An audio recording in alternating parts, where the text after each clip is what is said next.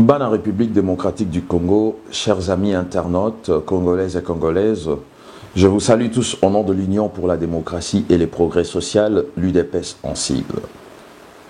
Tobeta Masolo ndenge tomesana ko échanger ko sala ba analyse par rapport aux informations na ba actualité o eza ko se passer autour ya ba activité politique, ba ike politique, ba na ba acteur politique.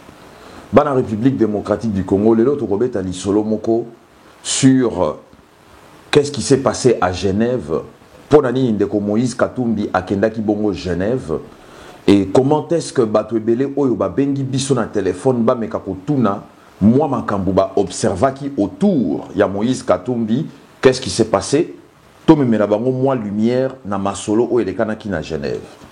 Et en deuxième position tolingi toyebisa bino que le rassemblement sur le terrain avec le président Félix Antoine Tshisekedi Tshilombo Kalamingité, il va s'adresser au peuple congolais à travers une matinée politique na permanence. Tout est en train d'être mis en place parce que le peuple congolais a un droit à la vérité. Bosengeli te ba ebisabino masolo ya politique ndenge ezako tambola. Pourquoi est-ce que politicien Songolo a telemi akei bisika boye akutanina mutu boye akutanina batu Songolo pona intérêt en Boka Congo. Et sengeli bongo to ebisabino yango pobo sila kolongola lokuta o ezana mituna bino lokuta oyo baza ko memela bino et pas baike mboka oyo baza ko kamba biso na kiboyanke nyonso tout. Je le dis par connaissance de cause, c'est parce que je suis dans une grande organisation politique dans laquelle musala na biso to memela rabino vérité na réalité. Botika ete tobeta mpoke to bimisa masolo nyonso tout na poisa tolanda.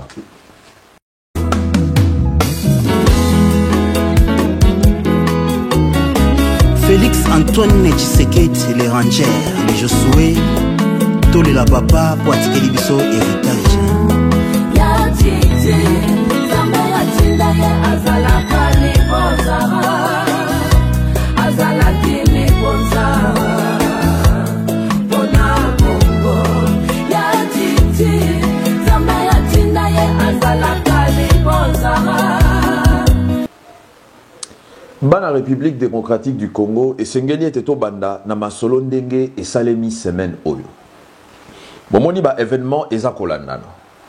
J'ai reçu beaucoup de coups de fil et ba coup de fil wana na ebisaki bandeko na pesa bango ba réponse mais ba lobité et Sengeli Teto yeba nini yango esalemi po bino bazo funda bino mingi bozote kamboka natuni banani bazote kamboka. Oh Moïse Katumbi azote kamboka. Oh Félix Tshisekedi azote kamboka. Ah, rassemblement bozote kamboka. Et ça linga motema pasi. Na lobi ah. Batu o bazo bunda po ete Kabila alongwa na kibokonzi parce que mibeko ya mboka et lobi nde bongo. Na lingi na ebisa bino loko moko peuple congolais. Il y a une chose que vous ne comprenez pas. Bolobaka bokonzi eza ya bino. Tolobaka ke biso nde toponaka bakambi ya mboka. Mais ndenge nini boni biso peuple congolais o tozana kibokonzi tozo koka ko salela kibokonzi na biso ndenge article 64 elobi yango parce que motomoko abuki mibeko aboyi ko salisa élection alobi akotingama na kibokonzi na nko boti kolanda ba déclaration na ye Tshibala dit qu'il fera de son mieux à organiser élection à fin de l'année 2017 et c'est que singa na rosegiza po nazo kelena mawa parce que le pauvre monsieur, hein? Bisika Zali, donc Azoé Bakou disait qu'est-ce qui se passe autour de lui. Et d'un côté, Kabila qui dit qu'il n'a jamais promis qu'il organisera les élections à la fin de l'année 2017. Bandeko Yangaï. Et ça pour comprendre que Bazo Sakanana Maële Nabino, Nassima Batelemi, Balobi, Moïse Katumbi Azote Kamboka, Félix Tshisekedi Azote Kamboka. Écoutez, la synergie là qui si Kosangisa Makasi. Kosangisa mayele, kosangisa ba moyen, kosangisa oyo nyonso tout ozanango ya makasi poto bundisa moto oyo atelemi liboso na biso. Po moto atelemi liboso na biso, soto lobito bundisa na kibo moto, ezanango simple akokoya en 1 minute. Mais moto atelemi liboso na biso aza mutute, ezangomba mutetelemi liboso na biso. Alors, pour se battre contre une montagne, il faut arriver à la déplacer. Or, déplacer une montagne n'est pas facile. Et l'obité que Kabila Azangomba, et l'obité que Kabila n'est pas déplaçable. Nabanzibo mais kako comprendre message nangai, qu'est-ce que je voudrais dire par là? Makasi, il y a ba acteur, ba partenaire nakati ya rassemblement et zosale mandengenini. Il y a certains qui sont sur le terrain et qui sont ici également. Le président Félix Antoine Tshisekedi est sur le terrain et comme il est ici sur la scène internationale. Président G7 na AR, le président Moïse Katumbi Chapwe est de ses côtés. Pourquoi? Parce que yé ba pimelié bongo nzela ya kozonga na Congo. Mais il faut comprendre une chose. Nous sommes de partenaires, ndenge tobanda masolo na Jean-Val, et en plus de cela, naki partenariat na biso, nous sommes indépendants de nos faits et gestes, nous sommes indépendants de nos mouvements. Et la Kisinini. Président Moïse Katumbi Chapwe, il est candidat à l'élection présidentielle. Pona, rassemblement, il y a ba parti politique Otobengi, G7, na alternance pour la République. Martin Fayoulou est aussi candidat à l'élection présidentielle pour son parti politique SID. Et de notre côté, UDPS, beaucoup moins que ça va se vérifier lorsque les structures adéquates habilitées à faire ce que je voudrais dire. Je ne fais qu'anticiper parce que nous sommes dans la démocratie. Mutumusou akopona Félix, Mutumusou akopona Songolo, Mutumusou akopona Pakala. C'est ça la démocratie. Mais moi, quant à moi, je dis ceci. Nous, à l'UDPS, nous avons aussi un candidat naturel pour les élections présidentielles que nous appelons Félix Antoine Tshisekedi Tshilombo. Makasi na bangwana bazotia yango ensemble, yangwana vous aviez vu les résultats. Il y a des sanctions au ezako déranger Kabila et des sanctions wana na ndenge ekwei ezo kende kokoba ezo kola ezo luke koma lisusu makasi Kabila ndesiko ayebite ndenge nini ba sanction wana ekokoma. En ce qui concerne ba kombo misusu ezako kota na kati. Parce que message oyo ba sanction ezo ya nango eza message elingi koloba boye na Kabila. Yo soko lingi oyo kate tozo mata escalier malembe tina chambre oyo ovandi. Omoni ndenge bakangaka Ben Laden basalela ye ba plan, basalela ye ba stratégie, bayebisa ete ndenge bakoya, bayaka na kati ya butu, bakoti na lopango, bandio mata chambre par chambre, maison par maison, escalier par escalier, bayebaki ke azalaki kuna likolo, yepe ayebi ke ya turo bakangi ngai. Ti bakuta ne fara. Il n'avait rien à faire. Le pauvre monsieur abimisi pistolet à mukie, soki mundu ki a mukie, mais akoka ikote le matin na kanda. Ya mukili mobimba oyo ezalaki représenté par les États-Unis que Ben Laden a kangama. Nabanzi bozo meka kokoma esika na lingina koma. Cela voudrait dire quoi? Lelo oyo mutu oyo ami bengi résistant. Le résistant lokuya lokuta ya Sony oyo a dérangé mituna bino mbula na mbula. Soki bo pesinga réponse. Natiki ko sala masolo politique, mais heureusement que chaque fois na micha défi boye devant bino, mon côté a pesanga réponse au esengeli, yangwana bomoni je continue les activités politiques, nenge nazo sala mo boye à travers la communication. Je vous pose une question. Moto oyo babengaka sous-marin na se ya mai. Mbisi na se ya mai. O babengaka père de la résistance et pas banana ya bizaleli ya mabe. Je cite Monsieur Honoré Ngwanda Nzamboko. Ayebisa bino bana diaspora akosa bino yo maman vandi na Australie, au vandi na Canada, États-Unis, Londres, to awa na Europe, na Afrique du Sud, devant écran na yo, devant ordinateur na yo ozotala YouTube. Ngwanda asali 1 million de discours. Bateki mboka. Bapesi bango malete ya 2 500 000. Mwana wana ai bolole. Oh boy. Oh boy na boy. Botu na ye le père de la résistance.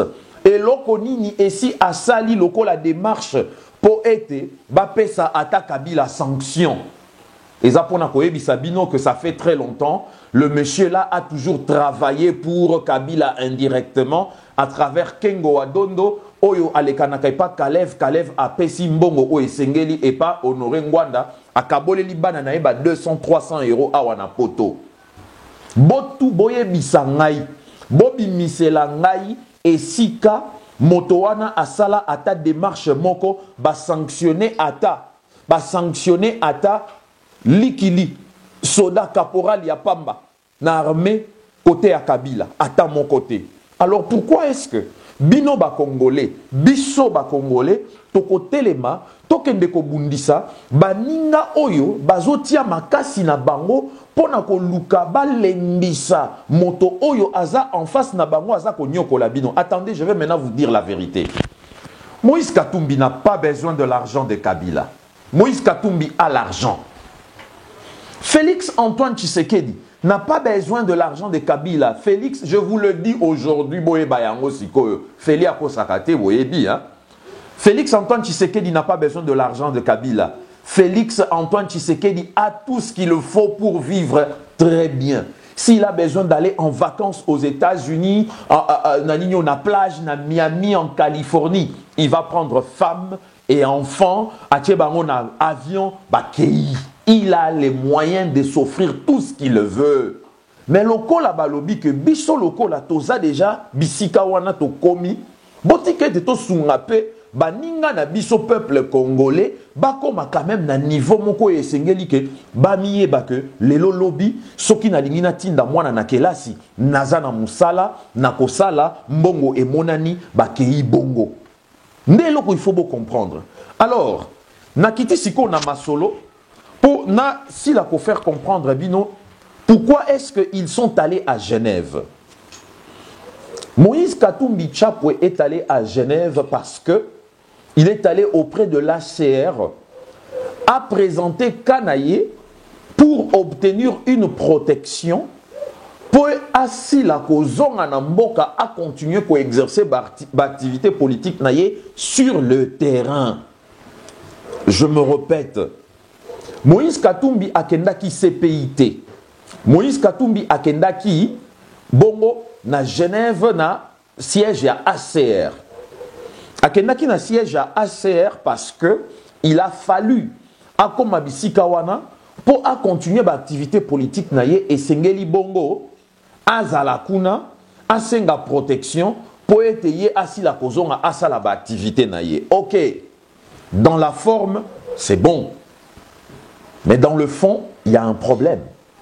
Le problème, ce n'est pas moi. Les problèmes, ce sont les questions qui ont accouru vers moi.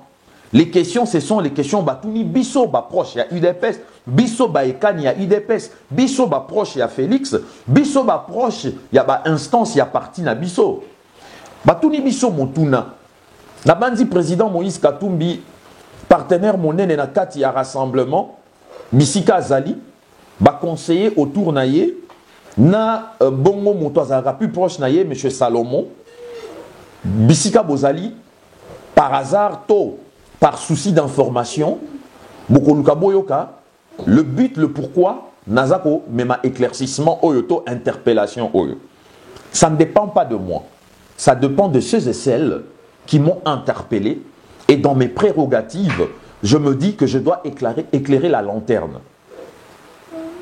Président Moïse Katumbi, il y a à peine une semaine, Bato Oyo, Bafingi Bisso, rassemblement, Bafingi Yo, rassemblement, Bafingi Félix Antoine Tshisekedi, rassemblement, Bayaki Pobasala Moboulou, na Bruxelles, Bayeli Soussou, Kosala Moboulou dans une de plateformes Oyo Yo Oza Mokondi, l'alternance pour la République, na Paris, Baye Bafingi Yo, Bafingina Félix Antoine Tshisekedi.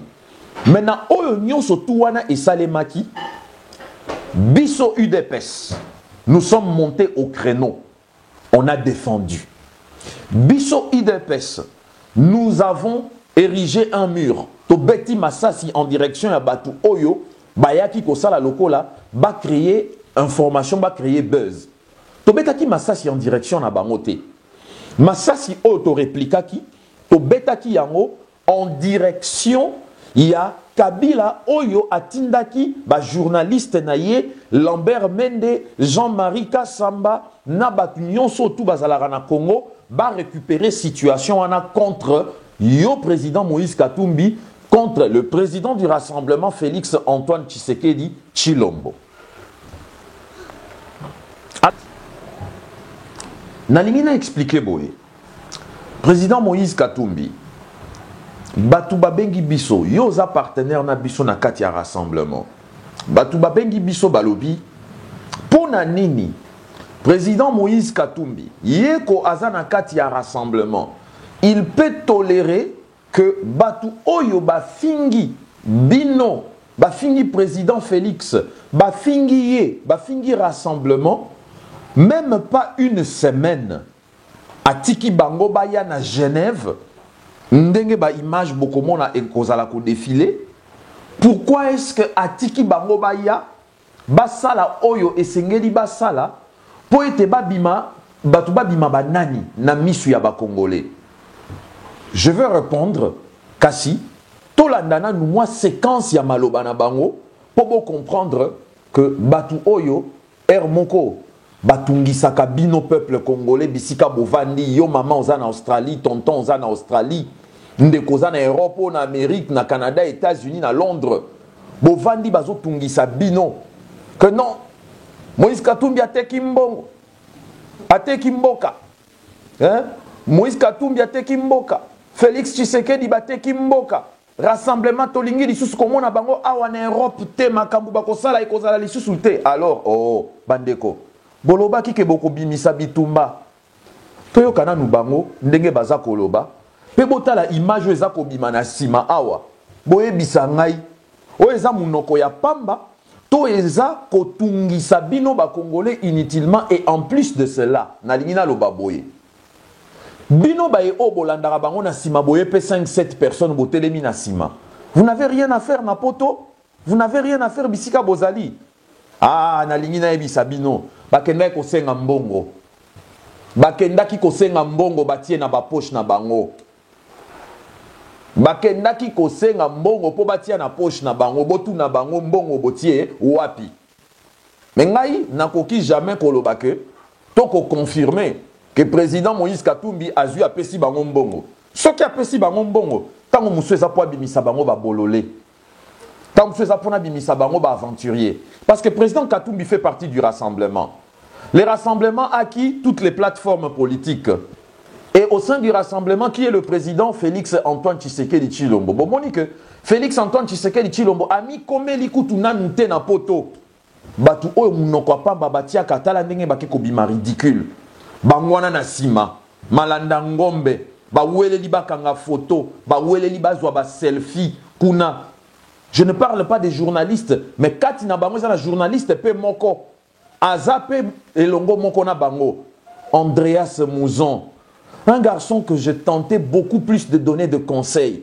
Oui, c'est vrai, il pouvait avoir ses compétences de journaliste, mais il n'avait pas ce qu'on appelle les qualités requises d'un journaliste pour asala l'actualité politique. Il ne comprend jamais la politique. Tobanda qui ko formé, Tobanda qui ko pesaeba élément pour akoma quand même un journaliste politique, mais il a mal compris, il s'est confondu au combattant, combattant oyo basala kabuzoba. Il est allé kuna a okeko welisa.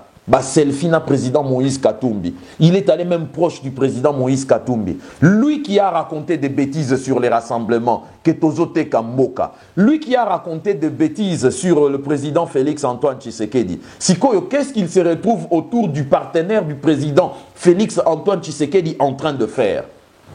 Bomoni, Bana République démocratique du Congo. Batungi Sakabino Pamba. Batungi Sakabino Pamba. Boyoka lisusu. Boyoka lisusu. Telemi. Toza sima wa politicien ya Congo te. Parce que bakosi biso trop babomisi bande kona biso.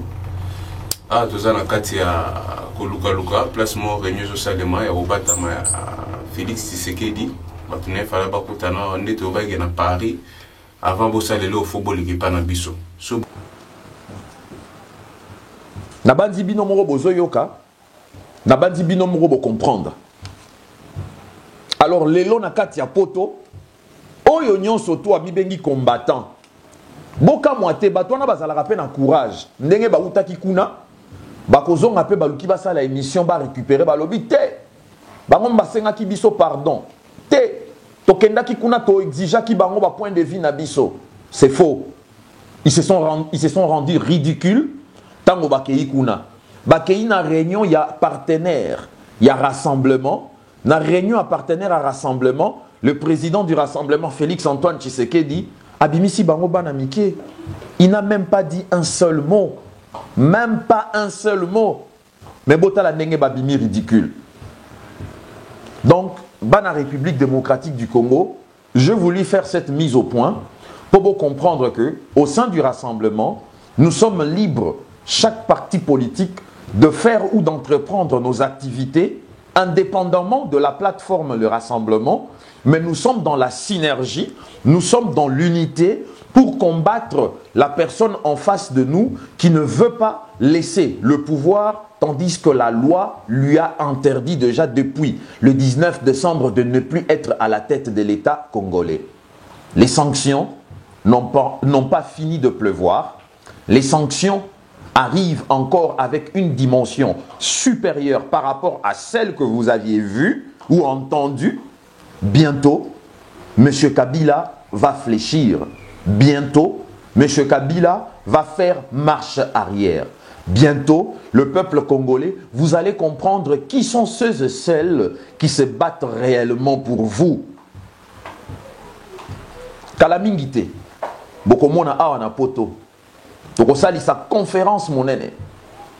Il y a rassemblement avec le président Félix Antoine Tshisekedi Chilombo. Baïke ya rassemblement. Bakozala bongo wana. Pobaloba. Na diaspora congolaise. Pobaloba. Na ba congolais oyo baza awa. Sango ezonga pe na Kisasa. Yango wana. Tokope sabino privilège wana. Tokope sabino droit wana. Vous viendrez dans une salle assez grande. Pobo tunami nabino. Pobo ebake. Vous avez droit à la victoire parce qu'elle est juste à côté de vous. Merci beaucoup, c'était une mise au point. C'était juste une interpellation. Et vous n'étiez pas nangate, et vous n'étiez pas public. Baluka Kibaeba et Lokonini, président Moïse Katumbi Akenda Kiko Salakuna, Nalingi na Lobabwe. Oetali, makambu ya massacre ya Kasai. Kabila, toko réservé et loko ya malonga. Parce qu'on a le droit, ce n'est pas un secret. Kabila toko déposé plainte contre Yé pour les crimes commis en République démocratique du Congo, à l'est comme à l'ouest, et précisément sur l'affaire Kamwenan Sampou et précisément au Kasai. Nous allons déposer plainte contre Kabila pour crimes contre l'humanité.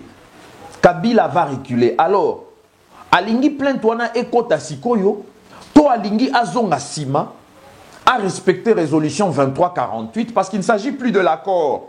Accord ici, Nations Unies et Zoa déjà accord et commissaire en résolution 2348.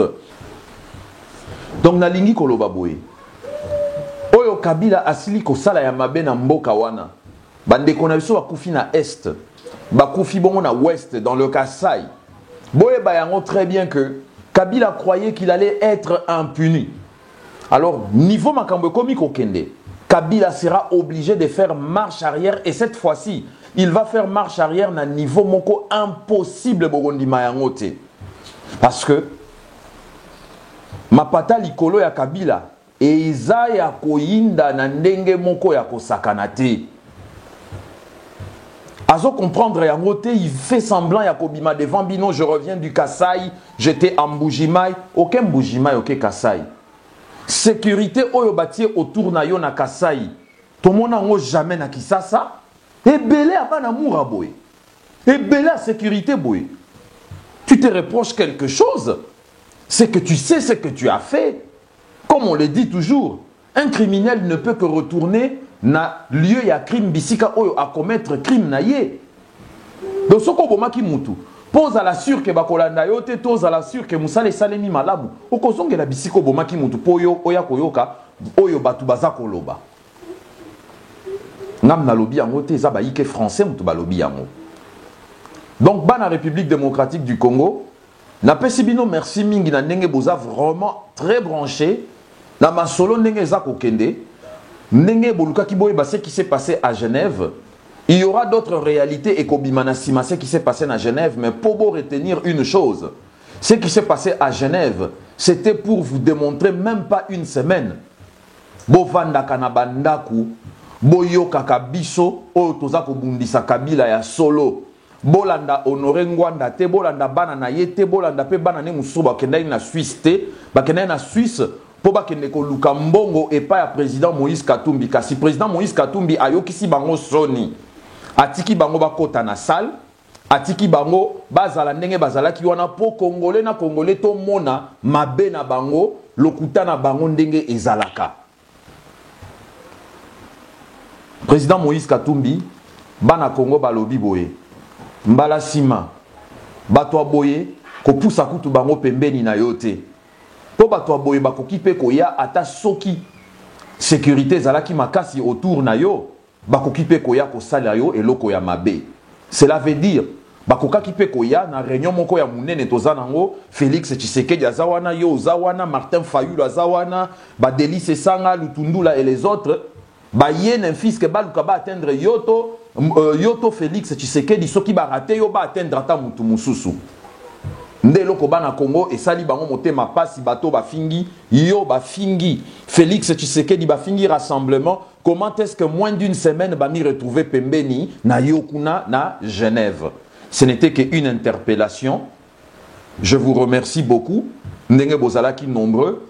Il y a Kolanda biso par rapport il y a Masolo Ototi Kobeta. Et je vous informe que le président Félix Antoine Tshisekedi Tshilombo akoya na kati na biso awa na poto kala mingi te mekasi avant aya akosilisana nous mission ya mosala na ye sur terrain. Poye aza politicien sur le terrain et sur la scène internationale. Il faut comprendre yango. Aujourd'hui, il est un opposant qui joue un jeu politique très dynamique. Aza kosala musala moko oezo sepelisa mokili mobimba. Il est à la fois sur le terrain à Kinshasa et à la fois sur la scène internationale. Donc, ce cas ici mission na Kisasa, azwaka pe popo aya kosala mission na poto. Alors, erazo si sa mission na poto, bozela bandeko akoya awa toko pesa bino ye po botu na ye mituna na bino. Azama lamu abundeli bino bitumba kitoko a déjoué jeune à piège ya Sadek ba corrompu na ba ya Union africaine mususu pe ba corrompu minene na kati. Donc ne vous inquiétez pas, ayez vos apaisements. Au Etali Matanga ya président Tshisekedi, il y a un comité triangulaire et outiko Salema, famille biologique, UDPS, na bato ya gouvernement, bazape na posa bazalana kati ya organisation ya Matanga. Te, bossa la polémique on a s'il vous plaît. Naebi ke bokoloba, non, vous avez raison, mais non, attendez. Bossa la polémique on a te. Botika bango bazala na comité à organisation et non organisateur. Il y a une différence entre organisateur et faire partie de l'organisation. Tondimi bazala na comité à organisation. Pourquoi? Parce que tolingi totali sabino. Matanga modèle nini balingi to pesa président Tshisekedi. Honneur ya modèle nini balingi to pesa président Tshisekedi. Bisika nini yango bango balingi to kunda président Tshisekedi. Nyonso tuwana kati nango tokobeta masolo na bino. Pourquoi est-ce que tozokende et longona bango pona matanga président Tshisekedi? Parce que bandeko bolinga te. Ata tolobi to longola bango baya matanga président Tshisekedi te. Le fait kaka cercueil ekokita na aéroport Anjili. Mutu nyonso to akozala curieux atala, mutu nyonso to akozala na posa amona. Alors bobangate, il n'y aura pas de chaises particulières. Oh kiti moko boye na matanga da palais du peuple Félix Tshisekedi afandi awa kiti batie boye pona nani oyo pona premier ministre Tshibala. Non. Bako yanzela moko na batu nyonso tu atelemi liboso cercueil angumbi mutu aki apesi famille mbote. Sope aboyi ko pesa famille mbote abaluki abimi akei. Mais ce cas lobi avanda wana akope sa famille mbote akope sa Félix mbote akope sa bande kwa Félix mbote. Ezande Kabila peut-être hein, wana eza ko engager ngai na lobi te ke za bongo. S'il vous plaît, bobeta ba commentaire à pamba te. Na lobi te ke za bongo. Mais pour na unité, pour na respect na honneur à président Tshisekedi. Supposons que Kabila alobi ayape matanga a pesa honneur na président Tshisekedi ndenge ya sili kokufa. Makambu ya kiti ya président de la République ozalate akovanda elongo moko na Félix Tshisekedi. Akovanda elongo moko na Félix Tshisekedi akoya kuti Félix wana Bapesani Mbote, Kitieye, président de la République 1, Kitieye, Félix Tshisekedi 1, Bavandi Wana, Basololi, Babeta Kati. En tout cas, Félix, comprendre, en tout cas, mes condoléances. Papa Talara déjà, Zawana na Serkei, Boena. Et ça, le seul moyen de zouaper honneur au Yabiso et Sengeli au Yabiso.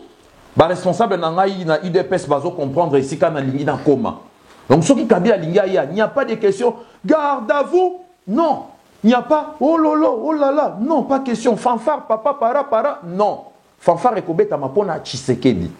Fanfare ekobeta mapona honneur ya président Tshisekedi. Na simakabila soki aye, moto akoyamba ye, erazo mata escalier, c'est le président Félix Antoine Tshisekedi. Apesi mbote. Bakei Angumbi moto na ye, batieli bango kiti mibale parce que na matanga ya président Tshisekedi, toboyi président na matanga azate. Matanga na biso, il n'y a pas de président de la République. Na matanga na biso, il n'y aura que le Congolais et tout le monde va pouvoir ça honneur. Na lobi bongo parce que ils nous ont beaucoup fait du mal. Mais kasina kibone na président Tshisekedi, on tokokipe kokitisa mutu 1 minute pour na tondi mabangonyo surtout baya ko ngumba mutu devant nous autres président Étienne Tshisekedi. Je vous remercie na ndenge bo sili kozwa tan na bino bo vandi boyo kabiso. Prochainement, nous allons continuer avec des informations beaucoup plus en profondeur sur les analyses politiques, les faits politiques. Mais pour Nalelo, na Sukiwana, na lingaki juste, na interpellé bino par rapport, il y a des mondes, il y a ba Congolais, oh ba bengi biso, pour toye bisabino, to éclaircir bino sur ce qui se passe. Na lobi bongo UDPS viva. Viva, viva, viva, Tshisekedi, héros national, le père de la démocratie congolaise, le père de la résistance, que ton âme repose en paix. Je vous remercie.